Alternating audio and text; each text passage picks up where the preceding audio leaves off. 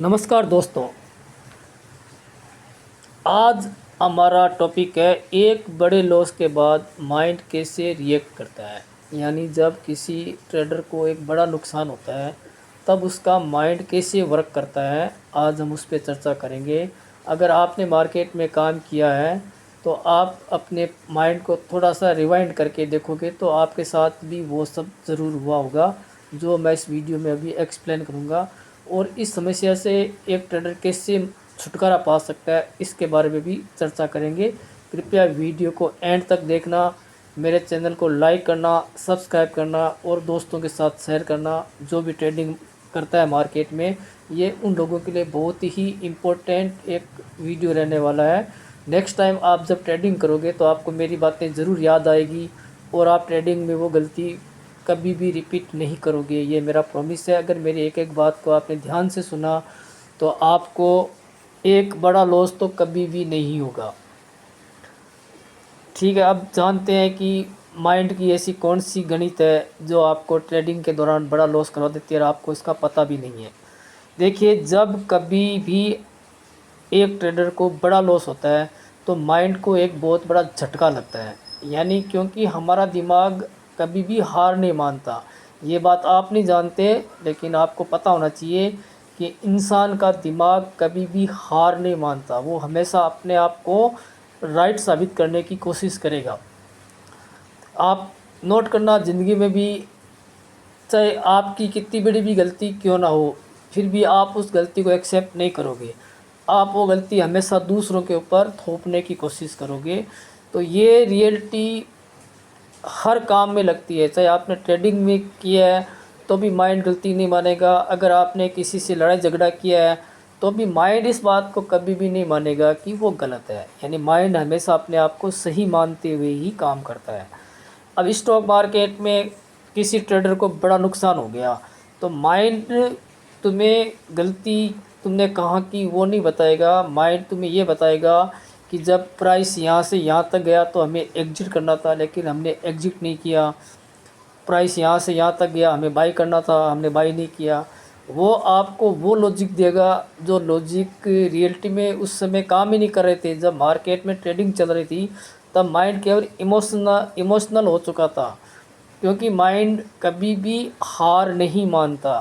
तो आपको stock market में ये बात समझना होगा कि यहाँ पे आपका माइंड मार्केट को नहीं चला रहा है, यहाँ पे मार्केट को दूसरे बड़े प्लेयर चला रहे हैं। तो हमें बड़े प्लेयर के दिमाग से सोचना है कि अब मार्केट में क्या हो सकता है, हमारे माइंड के अंदर क्या चल रहा होता है, उससे मार्केट के प्राइस को कोई लेना देना नहीं होता। अब आप सोच रहे हो कि मैं यहाँ बाई कर लूँ, आप यहाँ पर सोच रहे हो मैं सेल कर लूँ, नहीं। मार्केट का चार्ट उस समय आपको बताएगा कि क्या रेजिस्टेंस ब्रेक हो रहा है, क्या सपोर्ट ब्रेक हो रहा है, या प्राइस एक रेंज में ही चलने वाला है। क्योंकि वो सब चीज़ तो आपको चार्ट पे दिखेगी। आपके माइंड में एक दूसरा ही विज्ञान चल रहा होता है जिसकी तरफ आप ध्यान नहीं देते, और माइंड हमेशा ऑटो एक्शन लेता है। वो सीधा बाई या सेल कर देगा। आपको तो बड़ा लॉस होने के बाद पता चलेगा कि आपने बाई क्यों किया, सेल क्यों किया, क्योंकि माइंड वहाँ पे ऑटो वर्क करता है। जब लॉस होता है तो माइंड बार बार चार्ट को देखता है और सोचता है कि अगर मैं यहाँ पे एग्जिट कर लेता तो बड़ा लॉस नहीं होता, अगर मैं अपनी पोजीशन साइज़ को कंट्रोल कर लेता तो मुझे लॉस नहीं होता, अगर मैं थोड़ा और वेट कर लेता तो मार्केट रिवर्स हो जाता। ये सब माइंड की कल्पना ही होती है जब आपको एक बड़ा लॉस हो जाता है। ठीक है ना। जब माइंड बार बार पास्ट को रिप्ले करता है तो वहाँ कुछ बदलने वाला नहीं है। अगर आपका ट्रेडिंग अकाउंट में एक बड़ा लॉस आपको स्क्रीन में दिख रहा है और आपको एक बड़ा लॉस हो चुका है, तब आप उस लॉस को प्रॉफिट में किसी भी कंडीशन में नहीं बदल सकते। आपको वो लॉस एक्सेप्ट करना ही पड़ेगा। गलती आपने कहाँ पे की, क्यों की, कैसे की। अगर आप पूरे दिन भर का जो भी आपके माइंड में चला उसको अगर आपने एक बुक में लिखा तो आप जान जाओगे कि आपने कहाँ पे गलती की थी। यानी आपने माइंड पर ध्यान नहीं दिया, नहीं आपने चार्ट पे ध्यान दिया, माइंड ने ऑटो वर्क किया। धीरे धीरे जब ये अपना माइंड का जो झटका लगता है, माइंड फिर ईगो में बदल जाता है।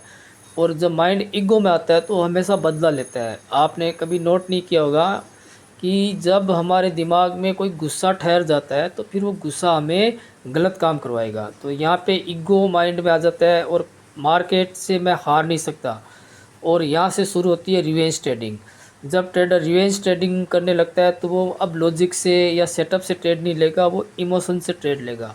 और उसके पास जितना भी कैपिटल जो बच गया है मार्केट में लॉस होने के बाद, अब वो पूरा का पूरा कैपिटल एक ही ट्रेड में लगाएगा अपने लॉस रिकवर करने के लिए। और सच्चाई ये है कि कभी लॉस रिकवर तो नहीं होता, लेकिन पूरा कैपिटल एक ही ट्रेड में ख़त्म हो जाता है, क्योंकि उस समय अपना माइंड बिल्कुल भी शांत नहीं होता। एक ट्रेड में जब लॉस हो जावे तो कभी भी माइंड को आप ऐसे ही ट्रेडिंग के लिए मत छोड़ो। पहले माइंड को बिल्कुल शांत करने की प्रैक्टिस करना है। लंबी लंबी सांसें, गहरी गहरी सांसें लेकर के श्वास को बाहर लेके होल्ड करो, श्वास को अंदर लेके होल्ड करो।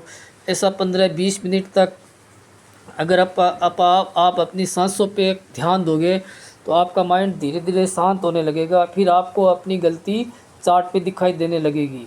जब तक आप माइंड को शांत नहीं करोगे तो चार्ट पे आपको अपनी गलती कभी नहीं दिखेगी, क्योंकि माइंड ने वहाँ पे ऑटो वर्क किया है, और ऑटो वर्क आपको माइंड का समझ में नहीं आएगा कि ये कैसे हो गया। लॉस बढ़ने के बाद माइंड में एक अजीब सी दोहरी लड़ाई शुरू हो जाती है। एक तरफ हमें पछतावा होता है कि अगर यह ट्रेड हम नहीं लेते तो कितना अच्छा होता, अगर हम अपने पोजीशन साइज नहीं बढ़ाते तो कितना अच्छा था। एक तरफ हमारे माइंड में ये लॉजिक चलता है, दूसरी तरफ हमें डर लगने लग जाता है। कोई अच्छा ट्रेड भी लेने से हम डरने लग जाएंगे, क्योंकि हमने लॉस ही इतना बड़ा कर लिया कि अब अपने अंदर इतनी हिम्मत ही नहीं बची कि एक रेजिस्टेंस के ऊपर बाय करने की अपनी हिम्मत नहीं होगी, एक सपोर्ट के नीचे सेल करने की अपनी हिम्मत नहीं होगी, क्योंकि हमें ये दिखाई दे रहा है कि प्राइस यहाँ से यहाँ तक चल के आ गया, अब और कितना नीचे जाएगा। यानी अपने दिमाग को एक अजीब सा डर लगने लगता है और अपन वो अच्छा ट्रेड ले नहीं पाते। ये हर ट्रेडर के लाइफ में होता है, लेकिन आपका कॉन्फिडेंस बिल्कुल टूट जाता है। तो अपने कॉन्फिडेंस को बनाए रखने के लिए आपको सबसे पहले नियम ये बनाना है कि अभी आपको कुछ दिनों के लिए मार्केट से ब्रेक लेना है और चार्ट रीडिंग की प्रैक्टिस करनी है। आफ्टर मार्केट या चलते मार्केट में भी आप अगर चार्ट की प्रैक्टिस करो तो भी कोई दिक्कत नहीं है, लेकिन आफ्टर मार्केट तो आपको चार्ट की हर पैटर्न को समझना है कि प्राइस कब ब्रेक होने पे कब क्या करता है। मतलब चार्ट को पास्ट से लेकर के आप प्रेजेंट तक लेके आओ, यानी पिछले 2-3 महीने से चार्ट को देखना शुरू करो कि कब कब प्राइस ने ये एक्शन किया है, क्योंकि हिस्ट्री रिपीट होती है, चार्ट में वो चीज़ें वापस आगे भी होने वाली है। अब क्या है कि जब अपना कॉन्फिडेंस टूट जाता है तो उसके बाद आता है एक बहुत ही डेंजरस फेस, सेल्फ ब्लेम का। अब ट्रेडर खुद को ही दोष देने लगता है। अब क्या है कि अपने को लगता है यार अपन तो ट्रेडिंग कर ही नहीं पाएंगे, अपन तो ट्रेडिंग कभी सीख ही नहीं पाएंगे। ऐसे दिमाग में नेगेटिव थॉट आने लग जाते हैं, और ये जबकि सच्चाई नहीं है कि एक ट्रेडर का फ्यूचर नहीं होता है, जबकि अधिकांश लोगों का एक ट्रेड ही उनकी पूरी कैपिटल ख़त्म कर देता है। इस बात को ज़रा ध्यान से समझो। एक ट्रेडर का फ्यूचर नहीं होता। कहने का मतलब है, अगर मान लीजिए आपने सपोर्ट के ब्रेक होने के बाद में आपने कुछ क्वांटिटी सेल की, सपोज कीजिए 20 क्वांटिटी सेल की। अब 20 क्वांटिटी सेल करने से ज़्यादा आपका 30 से 40 पॉइंट का स्टॉप लॉस लगेगा, जो होगा 700 से 800 रुपया। हम इस 700-800 रुपये को मार्केट को देना नहीं चाहते, और यहाँ पे हम अपने लॉस को एवरेज करेंगे, अपनी क्वांटिटी को बढ़ाएंगे, और हम ये सोचेंगे कि अगर प्राइस अब वापस सपोर्ट के नीचे जाएगा तो अपने को प्रॉफिट हो जाएगा। जब सपोर्ट फॉल्स ब्रेक हुआ, वापस प्राइस सपोर्ट के ऊपर आ गया, इसका मतलब अपने को फिर से वेट करना है प्राइस के सपोर्ट के नीचे जाने तक। अब अपने को इस समय जो भी लॉस हो रहा है वो लॉस हमें एक्सेप्ट करना ही पड़ेगा। अगर अपन इस लॉस को एक्सेप्ट नहीं करेंगे और प्राइस वापस बड़ा रिवर्सल दे गया तो आपको एक बड़ा लॉस दे जाएगा। लॉस कभी भी एक इंसान की पहचान नहीं होती, वो एक इवेंट होती है। ठीक है, प्रोफेशनल ट्रेडर हो चाहे नॉर्मल ट्रेडर हो, कोई भी ट्रेड उसके अकॉर्डिंग नहीं चलने वाला। अगर आपने सपोर्ट ब्रेक के बाद सेल किया और मान लो प्राइस वापस सपोर्ट के ऊपर आ गया, तो वह एक समझदार व्यक्ति उस समय अपनी पोजीशन को एग्जिट करेगा। अब वो बाई करे या ना करे उसकी सोच पे डिपेंड करता है, लेकिन अब उसको पता है सेल की पोजीशन अब यहाँ से काटनी पड़ेगी, क्योंकि प्राइस वापस नीचे जाएगा तभी सेल की पोजीशन बनेगी। अगर प्राइस ऊपर आ रहा है, अपने ऑपोजिट आ रहा है, इसका मतलब अपने को यहाँ पे अब रुकना चाहिए।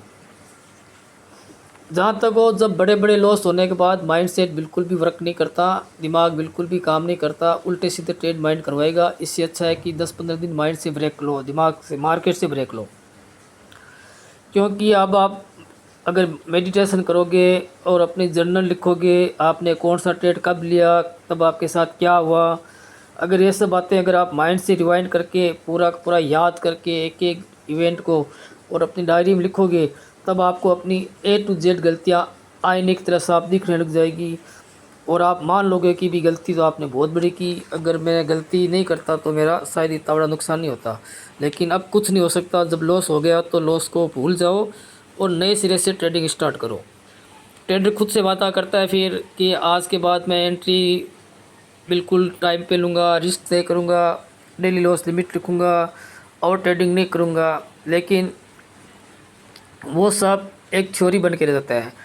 लॉस होने के बाद हर ट्रेडर यही कस्में खाता है, लेकिन नेक्स्ट डे वापस वो चीज़ें शुरू होने वाली है, क्योंकि उसको पता नहीं है माइंड ऑटो वर्क करता है। तो सबसे पहले आपको माइंड पे वर्क करना पड़ेगा, अपने माइंड को ट्रेंड करना पड़ेगा कि एक ट्रेड को कैसे लेना है, कहाँ पे एग्जिट करना है, यानी स्टॉप लॉस लेने की हैबिट बनाओ। तब आपका माइंड छोटी क्वांटिटी होगी तो भी स्टॉप लॉस ले लेगा, बड़ी क्वांटिटी होगी तो भी ले लेगा।